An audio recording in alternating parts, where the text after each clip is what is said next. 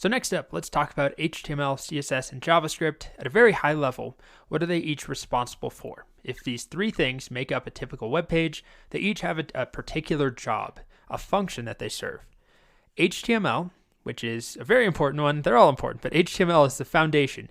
That is the actual content that we see on a web page. The button, the image, the link, the text, the bullet pointed list, all of that is HTML, the individual pieces on a web page. Then we have CSS, which is what most of this course is about.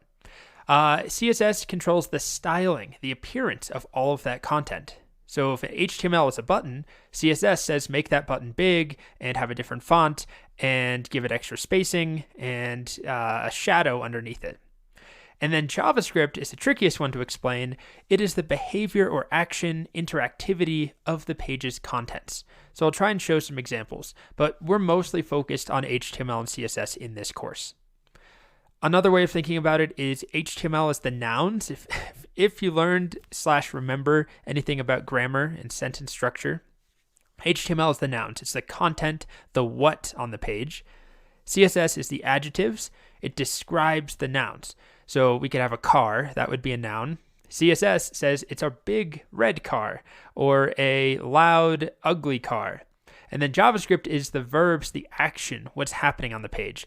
The big red ugly car has flipped over 20 times in the middle of the highway. That would be the JavaScript. So here's another example. The green alien dances. Well, the alien is the content. That would be the HTML. Green is describing it, its appearance. It's CSS. And then dancing is the JavaScript. That's the action or the verbs. A very limited explanation, but sometimes it helps. So if we take a look, maybe not at this GitHub webpage for now, but at some of these what are called CodePens that I've opened up. We're going to talk more about CodePen later in this section and later in this course, but this is a website where people can share things that they've built that consist of HTML, CSS, and JavaScript. So it's very hard to read this code. You don't need to read it, but there's all these pieces here. I can see the HTML somebody wrote, the CSS, and the JavaScript, 3 separate windows. So I've just changed the layout. What I'm going to do is turn off the JavaScript.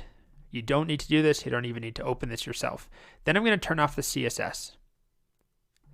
And now we're left with the underlying HTML. This is all HTML on the left. And again, it's the content of a web page. So there's an image. There's a big logo, lots of big logos.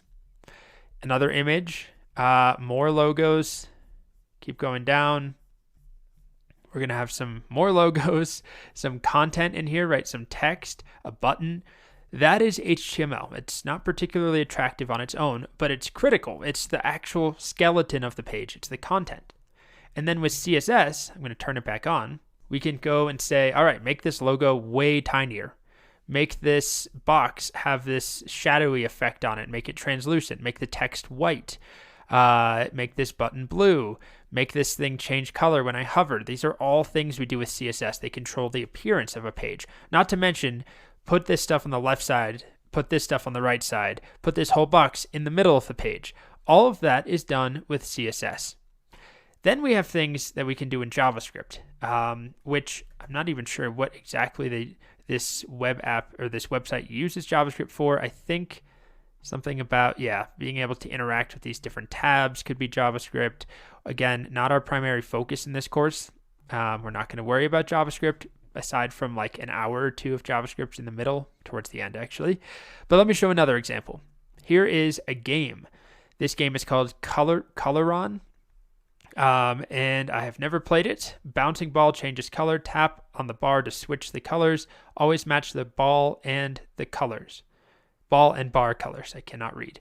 So I'm going to turn JavaScript off. I'm going to turn CSS off. And here's our HTML. So you see all the text. Coloron. Tweet to challenge friends. Play again.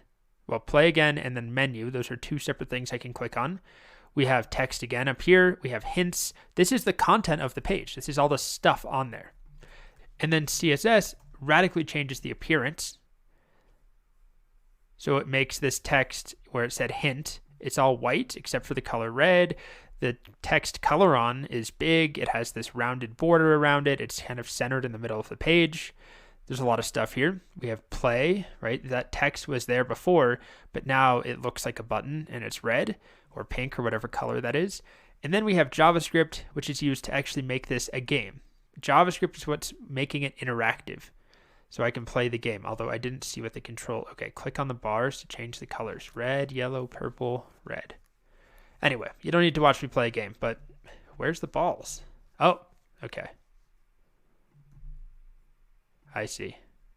Anyway, there I am playing a game. Ugh, I lost. So all of that interactivity, the gameplay, that's all JavaScript. But everything you see is HTML that has then been styled with CSS.